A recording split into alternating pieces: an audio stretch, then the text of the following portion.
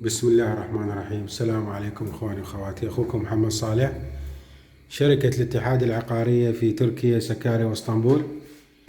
كما عودناكم ان شاء الله دائما نقدم لكم افضل العروض في سكاري واسطنبول. اليوم عندي عرض شقة ما شاء الله، شقة واسعة، وهاي كما موضح امامكم الصالة ما شاء الله كلش كبيرة.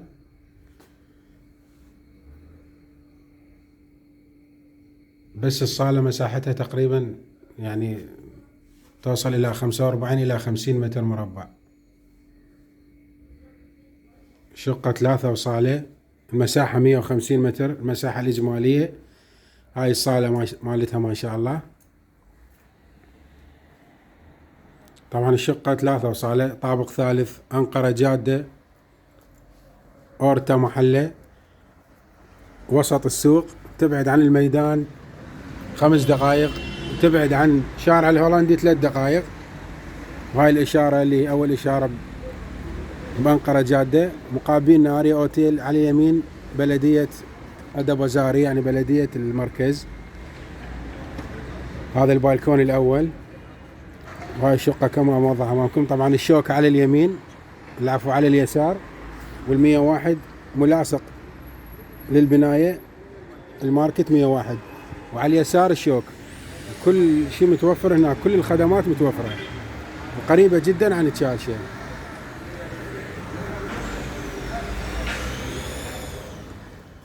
هاي الصالة ما شاء الله مالتها واسعة، الشقة طابق ثالث بدون مصعد طبعا، بس الدرج سهل. الشقة كانت ملكية اسكان، الشقة جاهزة للتحويل.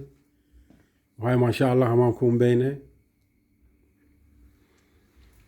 شقة 3 غرف وصالة، طابق ثالث، البيع مع الأثاث. هاي هنا عندنا الحولي، وهاي هنا عندنا المطبخ. شقة مجهزة بالكامل، ما تحتاج أي مصرف، والشقة جاهزة للسكن.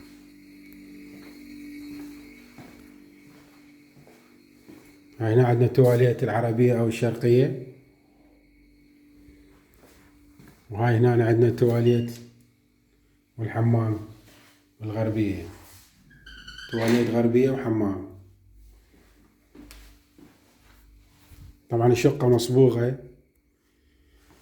وما يحتاج لها أي شيء. وهاي هنا عندنا الغرفة الأولى، هاي هنا عندنا الغرفة الأولى، وهاي هنا غرفة نوم الثانية، تراهم لشخص أو شخصين. وهاي هنا عندنا الغرفة الثالثة، غرفة نوم لشخصين أيضا. وهذا البالكون الثاني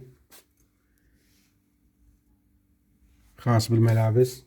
طبعا الشقة مشمسة من كل الاتجاهات، وهاي الشمس أمامكم.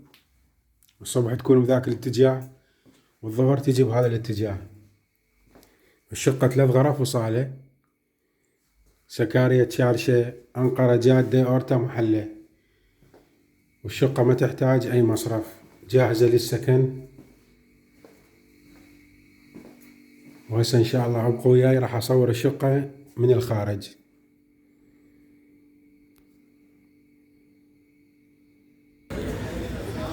وهاي حاليا احنا هسه خارج الشقة. طبعا هاي باب البناية، وهاي مخضر وفواكه، محلات، الأسواق، كل شيء متوفر جانب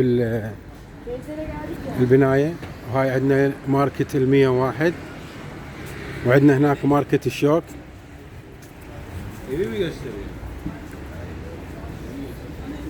كل الخدمات قريبة على البناية، مطاعم، محلات لحوم أو ما شابه. وهذا ماركت الشوك، وهاي البناية. تحياتي للجميع، أخوكم محمد صالح. تفاصيل الشقة إن شاء الله أسفل الفيديو.